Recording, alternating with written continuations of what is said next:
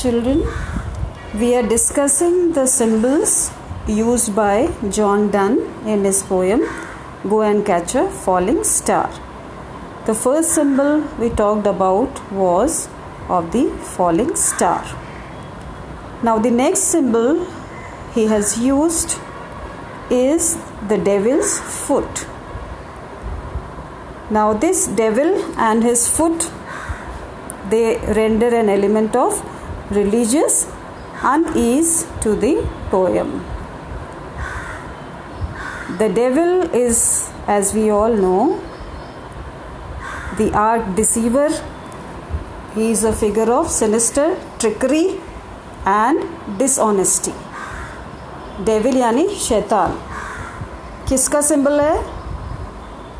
बुराई का, धोखेबाजी का, isn't it?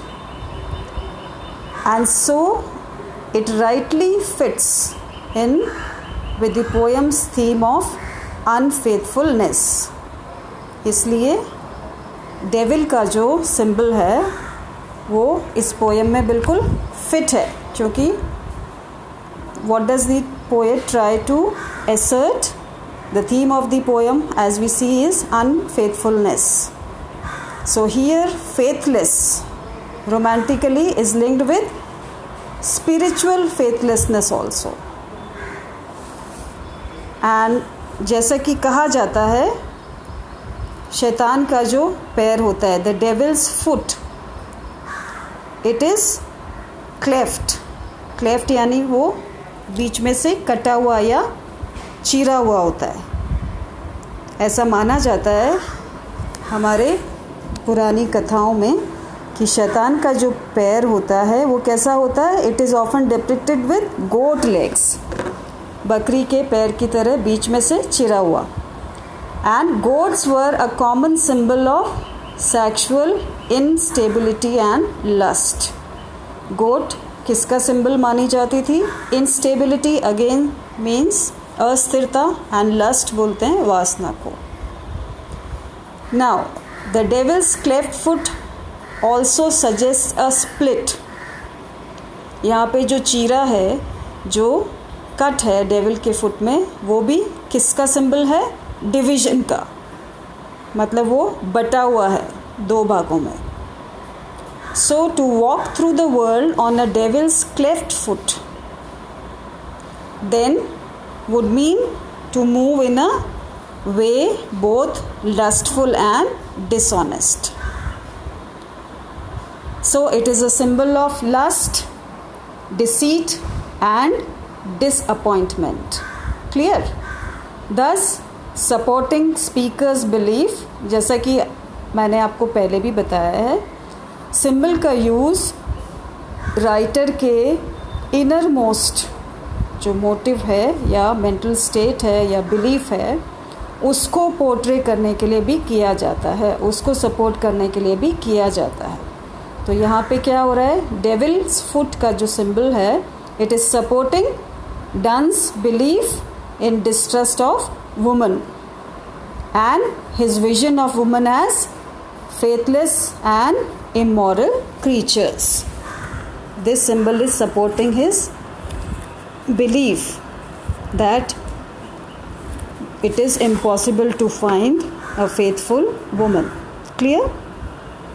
Now the next symbol which he has used is of the mermaids singing. Now mermaids जिनको कहा जाता है मत्स्य कन्याएं या जलपरी,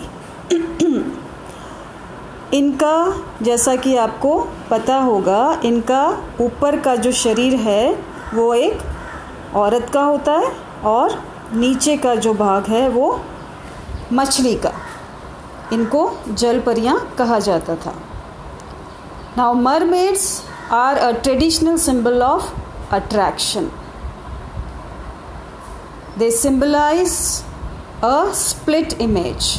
यहाँ भी हम देख रहे हैं ऊपर का हिस्सा अलग है, ऊपर का शरीर अलग है और नीचे का शरीर अलग है, आधा औरत और आधा मछली का. तो यहाँ पे भी जो इमेज है वो स्प्लिट है, डिवीजन की है. जो दिखाई देता है वैसा नहीं है.